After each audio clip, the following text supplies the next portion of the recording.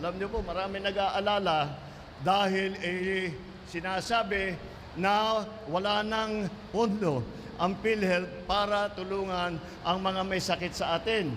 Ay hindi po totoo yun.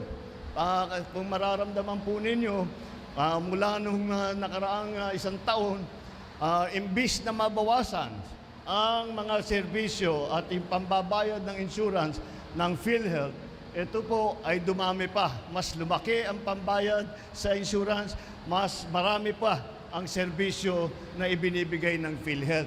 Napakahalaga po niyan dahil po, alam naman po natin, lalong-lalo na sa mga nagtatrabaho, sa mga manggagawa, bawal magkasakit. At hindi lang dahil mawawalan ka ng income, ng kita mo dahil nawala ka sa trabaho, ay napakamahal kung minsan magpagamot.